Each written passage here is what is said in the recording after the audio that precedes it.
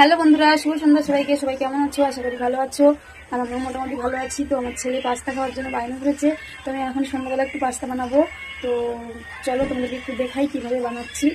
আর সন্ধ্যাবেলা আমি যে গ্যাসে বানাচ্ছি, তো এখানে তেমন একটা আলো নেই, তো তোমাদেরকে দেখাচ্ছি। চলো, আমার মেয়ে যে কী কেটেছে, এই যে দেখো, আলু, পেঁয়াজ, টমেটো, কাঁচা লঙ্কা, এখানে শসা আর পেঁয়াজ কেটেছে। আর এখানে এই যে আমি কড়াই জ্বালিয়ে দিয়েছি, এই যে 3টে ডিম ছিল, মুরগির ডিম নিয়ে নিয়েছি। আর এই যে ডিমগুলো ভেজে নেব। তো চলো তোমাদেরকে দেখাবো আমি, তোমরা দেখতে থাকো ভিডিওটা। তো এই যে আমার ডিমগুলো ভাজা হয়ে গেছে।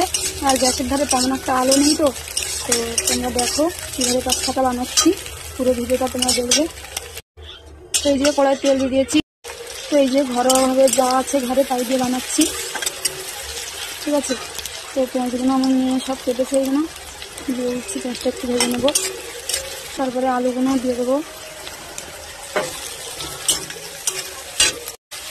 আলু, পেঁয়াজ, কাঁচা লঙ্কা করে দিয়ে দিয়েছি। ঘরে যাই ছিল তাই দিয়েই বানাচ্ছি, আর কিছু নেই আপাতত, ওই জন্য।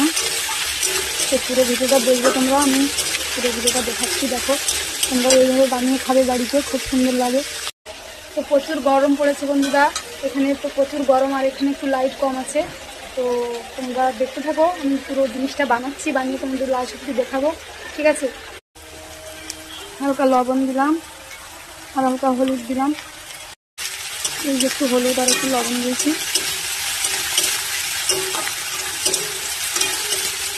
এটা অনেক কিছুই দিতে হয়, তো আমাদের এদিকে সব কিছু সবসময় পাওয়া যায় না, তো যাই ছিল ঘরে সেই দিয়েই বানাচ্ছি।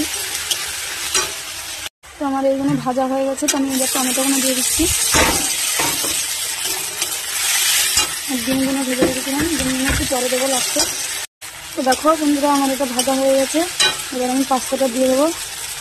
তো আমি এবার পাস্তাটা দিয়ে দেবো, নাড়াচাড়া করবো, হালকা একটু জল দেবো পরে। তো আমার পাস্তাটা ভাজা হয়ে গেছে, এবার আমি হালকা করে একটু জল দেবো।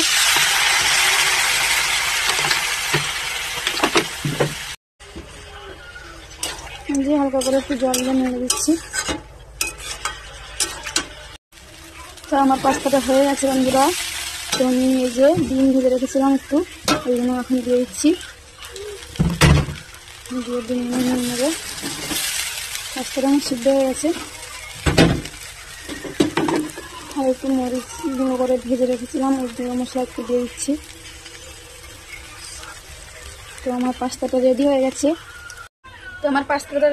বন্ধুরা। তো প্রচুর পরিমাণে এখানে গরম, তো দেখো কীভাবে গরম পড়েছে।